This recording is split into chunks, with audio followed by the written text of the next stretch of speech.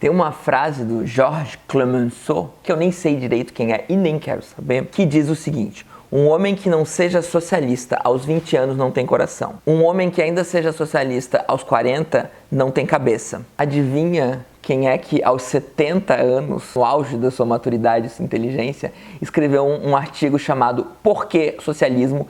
Em defesa do socialismo. Sim, você já viu na capa do vídeo, Albert Einstein. Não existe nenhum ser humano minimamente decente na face da Terra que acha que Einstein era alguém burro, né? Então, o Georges Clemenceau já está refutado. O vídeo podia acabar por aqui, porém, o artigo do Einstein é bastante interessante, tá? É bastante interessante, é muito rápido, muito fácil de ler e é bastante interessante vários pontos onde ele defende, né, o que ele entende, por que ele acha importante a luta pelo socialismo em sociedade. Então eu vou trazer alguns pontos, né? Não vou fazer uma análise, até porque eu acho que você pode sair desse vídeo, pegar o artigo e ler, você vai ler numa tacada só, é muito tranquilo, tá? O Einstein escreve muito bem, inclusive. Então eu vou fazer alguns comentários assim, porque eu acho interessante trazer aquilo pro canal e porque eu sei que provoca, eu já provoquei muitas pessoas, né, que vem com esse papo de que socialismo, comunismo, etc, coisa de gente burra que não sabe das coisas. Eu já provoquei, dá pra usar Einstein pra provocar essas pessoas,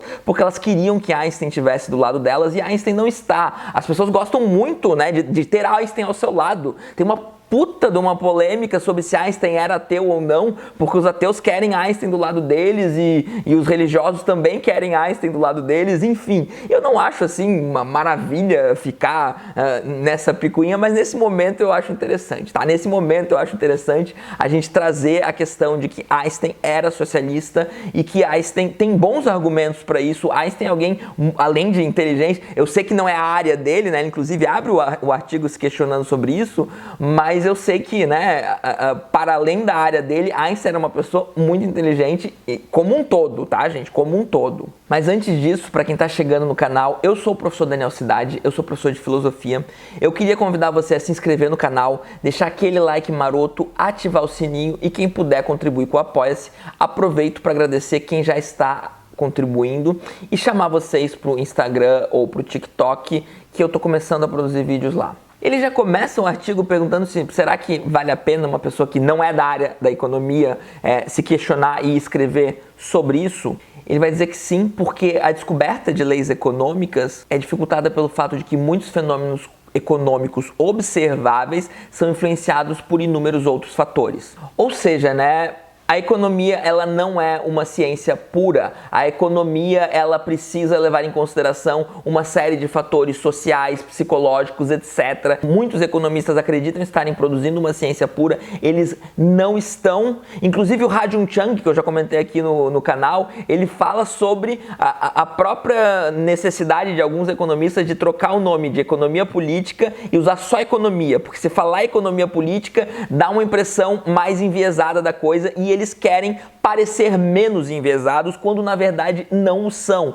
Todo economista está, em algum grau, defendendo algum tipo de ideologia. E digo mais, não foi Einstein que disse isso, mas o Einstein quase, né? Ele está em outro tempo, ele está em 1949 quando ele escreve isso, mas os economistas, né, do senso comum, do status quo, são extremamente enviesados, eles são extremamente ideológicos e anticientíficos. E eles ignoram muitos fatores. E o Einstein, tá, eu vou ler, esse vídeo vai ser um pouco mais pesado, eu vou ler bastante algumas citações de Einstein, tá? Olha só, por exemplo, a maioria dos grandes estados da história deveu sua existência à conquista.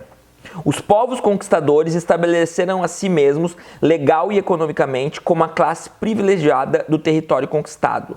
Apossaram-se do monopólio da propriedade da terra e designaram uma classe sacerdotal a partir de suas próprias fileiras. Os sacerdotes, no controle da educação, fizeram da divisão da sociedade em classes uma instituição permanente, criando um sistema de valores pelo qual o comportamento social das pessoas passou a ser guiado desde então, em grande medida em nível inconsciente. Eu quero casar com essa citação. Sabe aquele papinho liberal de que eu defendo a propriedade porque eu defendo a liberdade?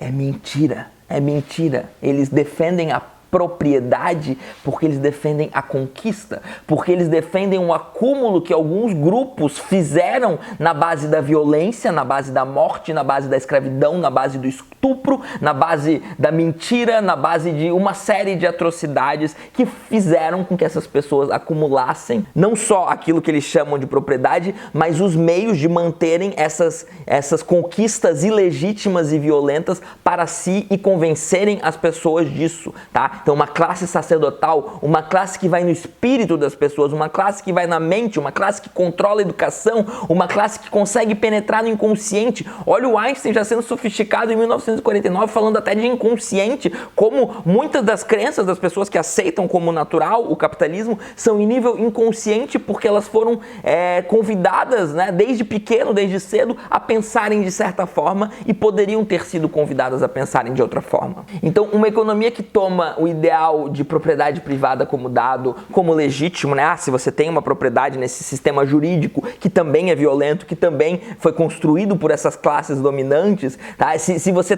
pega uma economia que tem isso como dado, a legitimidade disso, você já está sendo completamente enviesado e anticientífico. E é por isso que, sim, as pessoas têm que dar pitaco na economia para salvar ela dos economistas. Mas vamos continuar. Mas a tradição histórica começou ontem, por assim dizer. Em nenhum lugar nós superamos, de fato, o que o Thorstein Veblen chamou de fase predatória do desenvolvimento humano. Olha só, o capitalismo é o momento mais desenvolvido dessa fase predatória do desenvolvimento humano, porque antes também era predatório, tá? O capitalismo não inventou a exploração, não inventou o racismo, não inventou um monte de coisa. Ele aperfeiçoou, intensificou, tornou ainda mais violento, enfim, especialmente sofisticado, escondendo essa violência, mas enfim, a gente está na fase predatória da sociedade e a gente quer superar ela. Continuamos. Os fatos econômicos observáveis pertencem a essa fase, e as leis que podemos derivar deles não são aplicáveis a outras fases.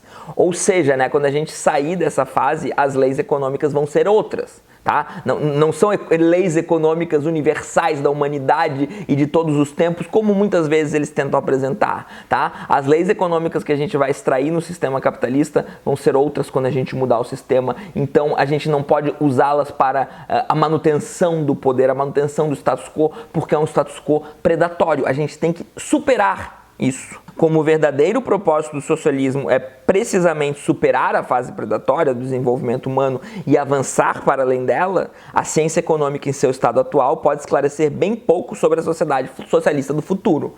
Inclusive, né, muitas pessoas já está falando socialismo, mas também comunismo, muitas pessoas já mostram como o próprio Marx fala pouco como vai ser a sociedade comunista no futuro, né, porque a gente parte do materialismo, né, Marx parte do materialismo, o Einstein está partindo do materialismo também aqui, embora ele não use o termo. Para a gente saber como as coisas vão ser, a gente precisa das condições materiais, a gente precisa ir testando e ir produzindo conhecimento. Produzir conhecimento científico necessita ter, né, um material para fazer essa produção de conhecimento e produzir conhecimento científico sobre as sociedades socialistas ou comunistas do futuro é algo que vai precisar que a gente já esteja chegando nela, já esteja em algum tipo de desenvolvimento delas para que a gente possa assim construir conhecimento científico. O objetivo central aqui nos dias de hoje, onde a gente está tentando superar, é focar nessa ideia. Vamos tentar construir algo que supere a fase predatória do desenvolvimento humano, que é o capitalismo. Sendo que o socialismo, segundo Einstein, tem uma finalidade socioética. Porque já sabia Einstein, a ciência, no entanto,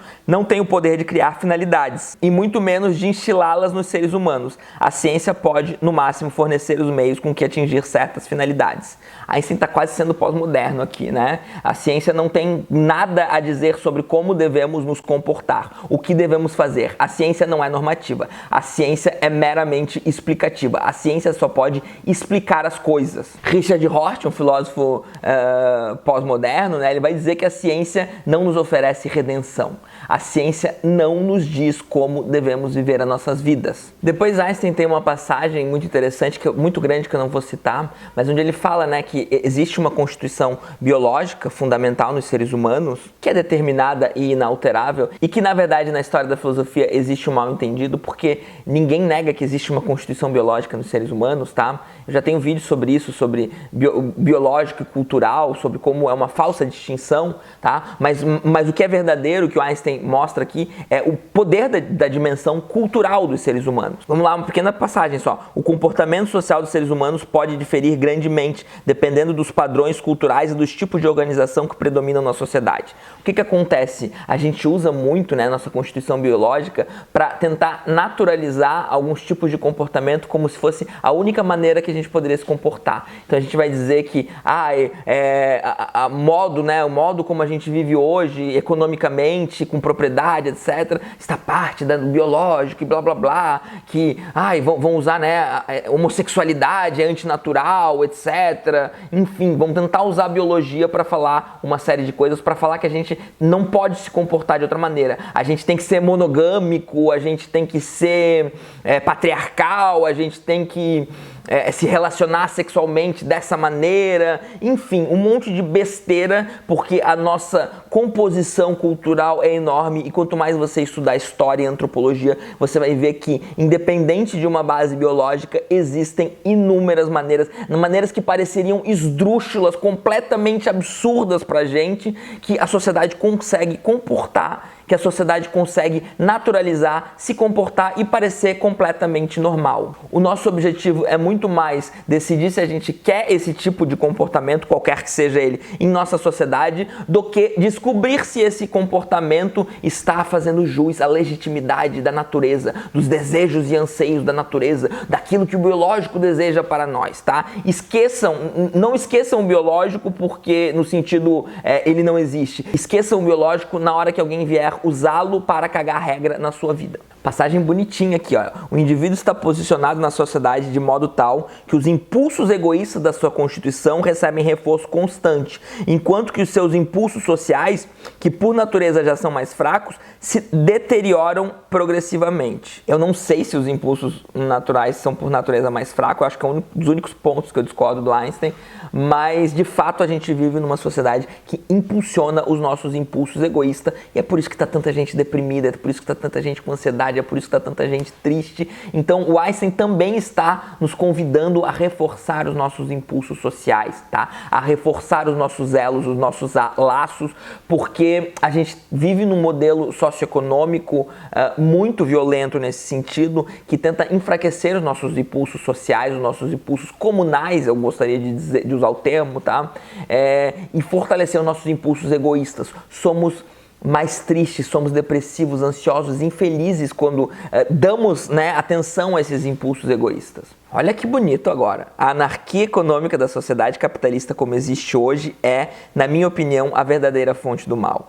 Vemos diante de nós uma enorme comunidade de produtores cujos membros se empenham sem cessar em privar uns dos outros dos frutos do seu trabalho coletivo, não por força, mas em inteiro e fiel cumprimento de regras estabelecidas legalmente. A gente consegue instituir, né, tanto na nossa sociedade que a gente às vezes consegue até ou abdicar da força, ele está dizendo aqui. Eu diria que é fingir que a gente abdica da força, tá? Eu tenho aqui mais um adendo ao Einstein, que ele não pega tão pesado ao fato de que a violência, ela tá muitas vezes mais explícita na sociedade do que ela parece. A respeito disso, é importante se dar-se conta de que os meios de produção, quer dizer, tudo que dá capacidade de produzir bens para os consumidores, bem como bens de capital adicionais, possam ser propriedade privada de indivíduos e de fato sejam em sua maior parte. Então é um problema, né, que isso que gira o mundo, isso que faz o mundo funcionar, né, que é a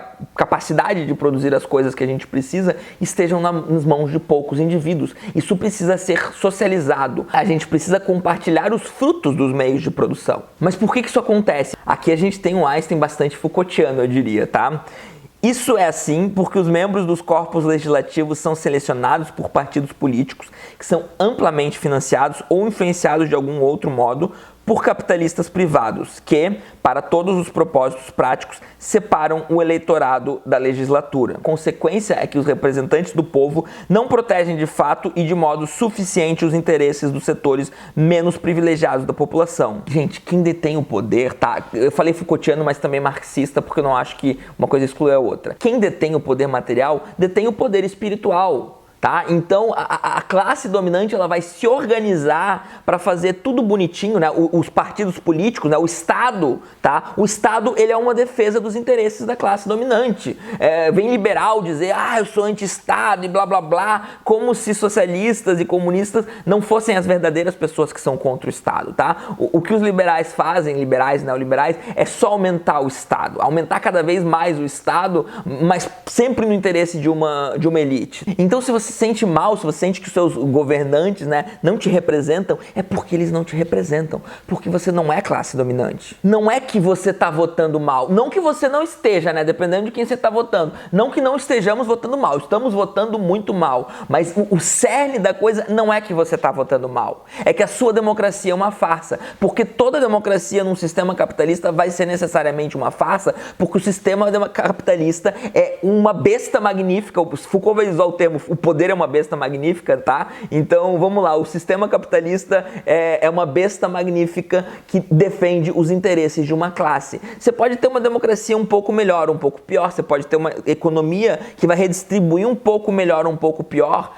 os bens, né, os produtos, aquilo que a classe trabalhadora produz, mas de modo geral, o Estado moderno, a economia capitalista tem objetivos de defender interesses de classe e elas precisam ser estruturalmente mudadas e lutar por socialismo, comunismo, entre outras coisas, né, entre outras maneiras que a gente pensa em superar isso, é lutar contra isso. E Einstein já sabia disso, em 1949. E uma das maneiras é, inclusive, deformar os indivíduos. Fazer os indivíduos serem egoístas, fazer os indivíduos lutarem contra os próprios interesses. O famoso pobre de direita. O pobre de direita é alguém que está avidamente indo contra os seus próprios interesses. Ele está sendo deformado pelo sistema capitalista. E o Einstein vai dizer, essa deformação dos indivíduos eu considero o pior dos males do capitalismo. Nosso sistema educacional sofre inteiro desse mal. Uma atitude competitiva exagerada é inculcada no estudante que, como preparação para sua futura carreira, é treinado para idolatrar um sucesso aquisitivo.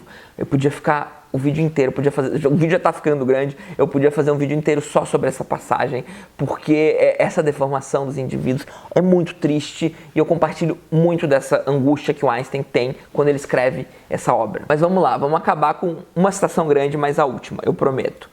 Estou convencido de que existe apenas um caminho para eliminar esses graves males, e esse é o estabelecimento de uma economia socialista, acompanhada por um sistema educacional orientado para objetivos sociais. Em uma economia tal, os meios de produção são propriedade da própria sociedade e utilizados de modo planejado. Uma economia planejada que ajusta a produção às necessidades da comunidade distribuiria o trabalho a ser feito entre todos os capazes de trabalhar e garantiria o sustento de cada homem, mulher e criança. A educação do indivíduo, além de desenvolver suas próprias habilidades inatas, se empenharia em desenvolver nele um senso de responsabilidade por seus companheiros de humanidade, em lugar da glorificação do poder e do sucesso como temos na sociedade atual.